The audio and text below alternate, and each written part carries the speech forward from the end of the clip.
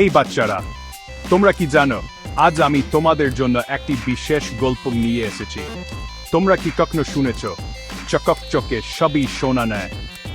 এই প্রবাদটি খুবই গুরুত্বপূর্ণ এবং আজকের গল্পটি তোমাদের এই কথার মানে বুঝিয়ে দেবে। আজ আমি তোমাদের এমন একটা গল্প শোনাবো যা এই কথার মানে বুঝিয়ে দেবে। গল্পটি শুনলে তোমরা বুঝতে পারবে সবকিছু এক চকচকে তা সোনা নেয়। তাহলে আরাম করে বসো এবং মন দিয়ে শোনো। গল্পটি শুরু হচ্ছে এখনই। একটা ঘন জঙ্গলে একটা সুন্দর হরিণ থাকত। হরিণটি ছিল খুবই সুন্দর এবং তার শিংগুলো ছিল খুবই আকর্ষণীয়। এক গরম দুপুরে খুব পিপাসা পেয়ে হরিণটি পানি খাওয়ার জন্য কাছের নদীর দিকে গেল। নদীর পানি ছিল খুবই স্বচ্ছ এবং ঠান্ডা। নদীর পানি এত স্বচ্ছ ছিল যে হরিণটি তার নিজের প্রতিচ্ছবি দেখতে পেল। সে তার প্রতিচ্ছবি দেখে মুগ্ধ হয়ে গেল। হরিণটি তার সুন্দর শিংগুলো দেখে ভাবল, বাহ, আমি দেখতে কত সুন্দর। তার শিংগুলো ছিল তার গর্বের বিষয়।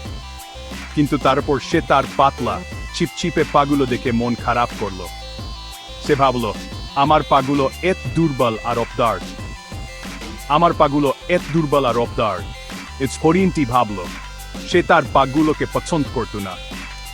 হঠাৎ হরিণটি শুনতে পেল একজন শিকারী তার কুকুর নিয়ে আসছে। শিকারীর কুকুরগুলো ছিল খুবই ভয়ঙ্কর।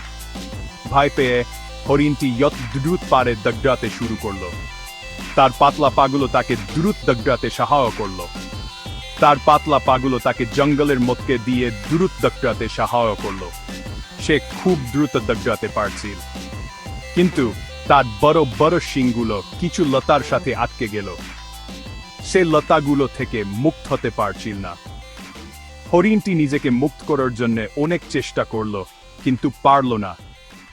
তার শিংগুলো তাকে আটকে রেখেছিল। শিকারী কাছে এসে পৌঁছাল এবং দুর্ভাগ্যবশত হরিণটিকে মেরে ফেলল। হরিণটি তার শিংয়ের কারণে ধরা পড়ল। তাহলে বাচ্চারা, এই গল্প থেকে আমরা কি শিখলাম? আমরা শিখলাম এর সবকিছু এত চকচকে তা সোনা নয়। কখনো কখনো এ বাইরে থেকে সুন্দর দেখায়, তা সবচেয়ে দরকারি বা গুরুত্বপূর্ণ নাও হতে পারে।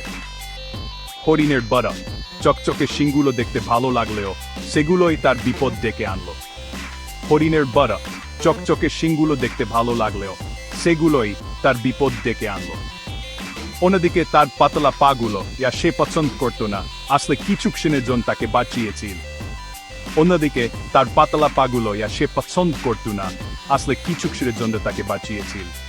তাই মনে রেখো, সবকিছু আর চকচকে তা সোনা নয়। মনে রেখো, চকচকে সবই সোনা নেয়। কোনো কিছুর উপকারিতার জন্য মূল্য দেওয়া গুরুত্বপূর্ণ, শুধুমাত্র তার চেহারার জন্য নয়। কোনো কিছুর উপকারিতার জন্য মূল্য দেওয়া গুরুত্বপূর্ণ, শুধুমাত্র তার চেহারার জন্য নয়। শোনার জন্য ধন্যবাদ বাচ্চারা। তোমরা যদি এই গল্পটি উপভোগ করে থাকো, তাহলে আরো মজার গল্প এবং মূল্যবান শিক্ষার জন্য লাইক এবং সাবস্ক্রাইব করতে ভুলো না। যদি তোমরা এই গল্পটি উপভোগ করে থাকো, তাহলে আরো মজার গল্প এবং মূল্যবান শিক্ষার জন্য লাইক এবং সাবস্ক্রাইব করতে ভুলো না। পরের বার দেখা হবে। ধন্যবাদ।